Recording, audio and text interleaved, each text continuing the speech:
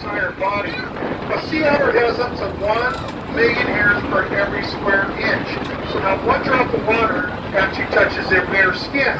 They actually have a couple layers of skin where they have the ability to actually blow air to that dense pelt of theirs to thermoregulate their body temperature. Now, sea otters are actually part of the weasel family, and they're the smallest of the marine mammals here on the West Coast. Now, you notice how these guys have themselves all wrapped up in a kelp itself? It's a way to anchor themselves down for the day so they don't drift off between the ocean currents and the wind conditions. This way they kind of hang out here all day, take their nap without drifting off. And then later this afternoon, around 5 and 6 o'clock, these guys are going to start breaking up from their packs, and then these guys are going to start getting hungry. Now, sea otters have a very rich diet. They do love shellfish. We have various types of kelp crabs here, rock crabs, clams in the sand beds, as well as sea urchins. But their favorite shellfish is actually abalone, as well as baby octopus and calamari squid. So they got a very rich and expensive diet. Now, sea otters generally live to be about 20 years in life.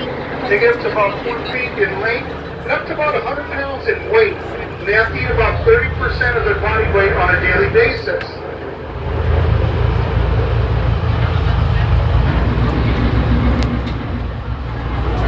Now, sea otters are federally protected due to the fact we most hunted these days to most complete extinction during the 1900s for that rich dense pelt of theirs. So they were finally put on the Marine Mammal Protection Act, and we were fortunate enough to find a group of 30 of them just south of us off the Big Sur coastline down there by the Bixby Bridge. So that group of 30 is actually transpired into almost 3,000 sea otters today. So all this bouncing we're getting here right now, that's the wake off the Princess Monterey when they just headed out here a few minutes ago.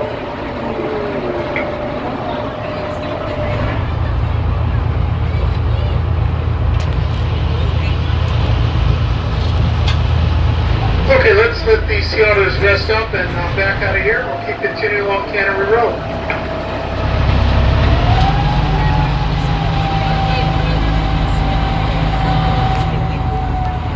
Are you having fun? Yep. Yeah? You like this? We're in the ocean. There's Monterey, there's Seaside over there. That's Marina and Seaside over there.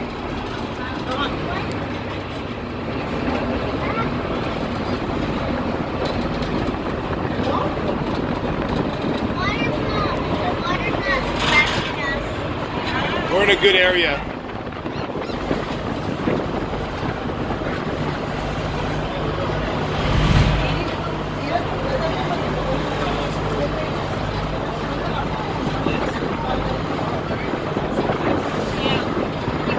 Okay, a little bit more history about Cannery Road. Come up here on our left-hand side, you're going to see the remains of one of the last canneries that burned down during the 70s that has not been redeveloped yet.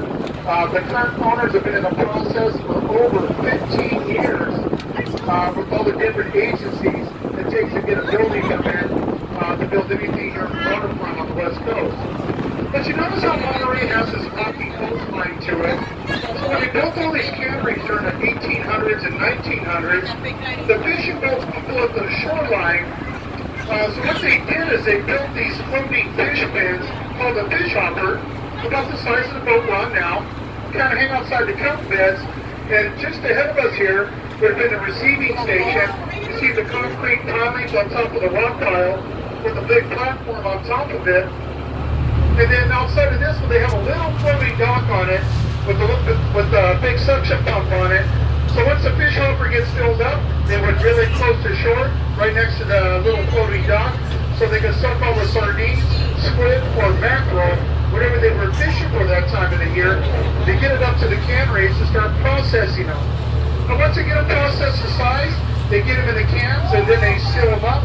And then once they get them all sealed up, they put them in these big steam kettle cookers that they actually invented right here in Cannery Road in the 1800s for the industrial part of the canning industry. So once you get them all cooked up in the steam kettle cookers, the packing companies would be directly across the street, and then they put them right over there, they get their labels on them, and then they get ready for shipping, and they ship them all around the country and all around the world And that's how Monterey became so famous. Like I said, we were known as the sardine capital of the world.